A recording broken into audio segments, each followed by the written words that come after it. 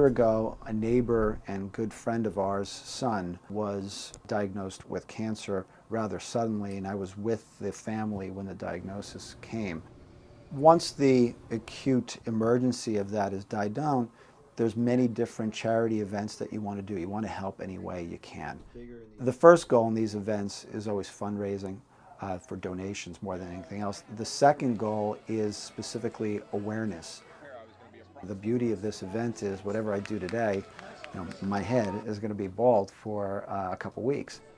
I'll be able to discuss with any of my patients who are going to want to know why their doctor all of a sudden doesn't have hair about children's cancer awareness, research, what everyone can do to help. So it really is not just a one-day event, it's going to be for quite a while. First person who's going to shave my head today is Nathan over there in the corner. Nathan was diagnosed a year ago and he was going to miss today's event because of lacrosse practice. So that's a pretty awesome thing. I was diagnosed with leukemia T-cell ALL last year, February 5th. It's all very tough, but I think what hit me the most is when I got home from the hospital and realizing everything that I couldn't do at that point, and the work I would have to go through so I can do it, what I want to do again.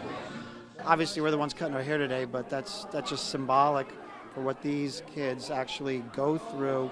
The stays in the ICU, the treatments, the nausea, the weakness, not being able to be in school with their friends. And the more we can generate, the more funds, the more awareness, the better it's going to get. And then hopefully in our lifetime we'll be finished with this. I was able to raise about $4,000 for childhood cancer research, and personally my wife had been diagnosed with breast cancer, so she actually had her head shaved about 3 years ago.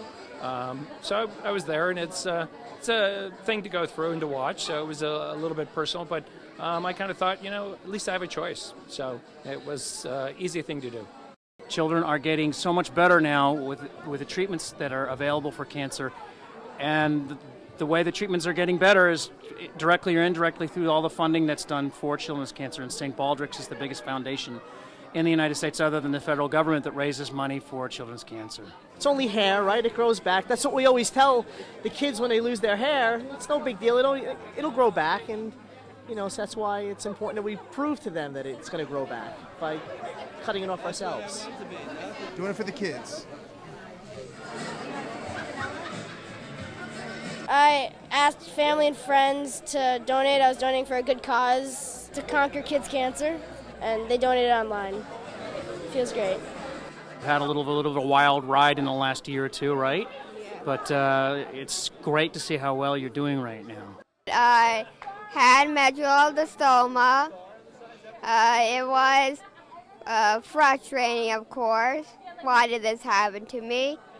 But I realize now it has all been coming back and being solved and researched.